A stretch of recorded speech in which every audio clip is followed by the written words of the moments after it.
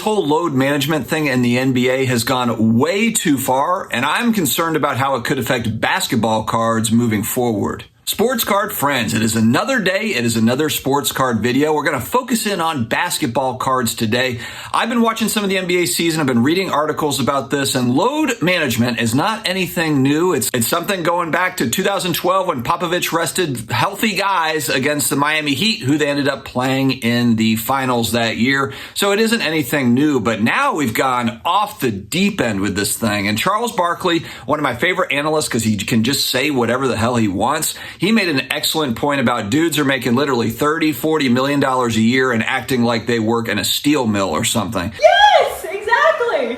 But it's just gotten way out of hand. Big shout out to today's video sponsor, sports memorabilia company, GameDayLegends.com. Guys, check out some of the awesome sports memorabilia stuff that you have access to on GameDayLegends.com. It's all Fanatics, Panini certified type stuff. It is awesome. And there is 20% off for a limited time only if you use promo code DAD, D-A-D, and that is site-wide. So make sure to take advantage for 20% off everything on the site. DAD is the promo code for a limited time. Guys, roll the clip of when basketball was actually being played. Real basketball. To the challenge, but they got that master man there trying to find open people.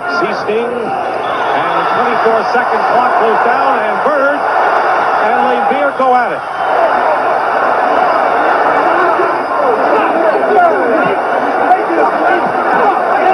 I don't remember Larry Bird getting as angry as I saw him there. He steps in the paint. Hit him.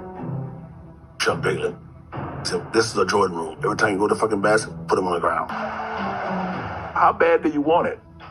Are you willing to be injured to score a basket? I don't know how you came out of it alive. We tried to physically hurt Michael. Jordan had no place to go.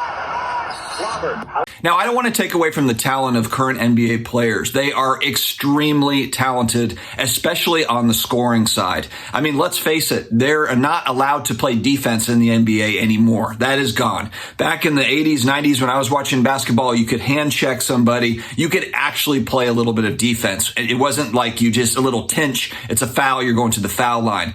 Look at the All-Star game. The NBA All-Star game this year was an absolute joke. What was it, like 170 to 150 or something? It's kind of like with the NFL and the Pro Bowl. Why have the Pro Bowl in the NFL? And now they've adjusted. Now they're doing skills drills and whatever. I actually tweeted a while back, instead of having a Pro Bowl, why don't you just reward the guys that made the Pro Bowl with state-of-the-art treatments, rehab, relaxation treatments in Hawaii, and that can be their reward. They'll get all sorts of medical treatments and things that maybe they can't get otherwise. They would probably appreciate that more than having to go to Hawaii and do some sort of flag football skills test or whatever they have to do now. But the NBA All-Star game is not that different from a regular season game. You know, they can't play defense, so the scores are really high. If you want to see scoring, then you have come to the right place. There are plenty of scorers in the NBA. Frankly, there's too many scores to now it's not special to score. It's not special to get 50 points. I think Dame had like 71 points or 70 points the other day, and everyone's just kind of like, it's old news now. That was like 3 or 4 days ago. I've seen a bunch of different reports over the last couple of months of people traveling to games to watch their favorite player. I mean, look, LeBron James is kind of an easy target for this because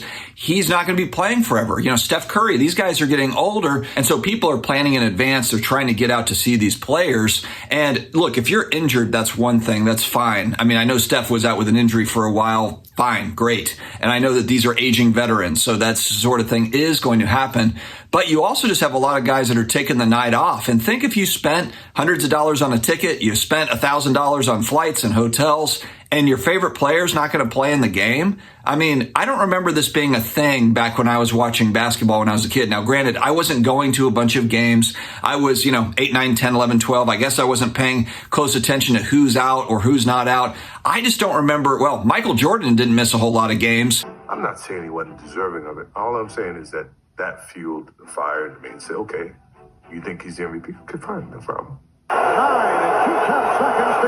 Charles Barkley didn't miss a whole lot of games. Larry Bird ended up having to retire because of a bad back. Don't remember him missing a lot of games. I mean, these guys played through stuff. And so I guess if you enjoy this product that's on the court now, then it's perfectly fine. I just like the fact that if you don't have as many scores as the other team, if you have strong defensive players, you can still compete. That's the way the NBA used to be. You didn't have to have 5 scorers on the team to outscore the other 5 scorers or whatever we have now. Now you could have a couple of great scores, but you could also have just a couple of lockdown defenders and actually win games and maybe even win a title. That is completely out now. Now it's just figure out how to stockpile enough scores on your team to get to the finals, win a championship. That's the way that I see it now. And so for basketball cards, for me personally, I think if I'm looking to buy basketball cards now, my big kind of prospecting guy that I like is Luka Doncic. No secret there. I like watching him play. He's kind of the young guy that I enjoy watching.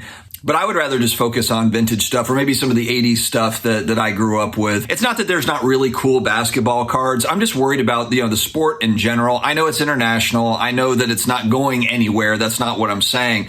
I just don't like where it's headed. And if they don't get load management under control and guys can just dictate, to ownership when they're going to play, how they're going to play, it's just not a good look. It's not a good look at all for the NBA. And it's not it's not a product on the court that I enjoy as much as what I used to see in the 80s and the 90s growing up. Guys, let me know your thoughts on this. And are you a big basketball card collector? Are you not really fazed by kind of the way the NBA is played now? I mean, some people love the product on the court now, and that's totally fine. I would just love to see a little bit more balance. But let me know your thoughts in the comments below. Stay healthy, stay awesome, and I will talk to you again later.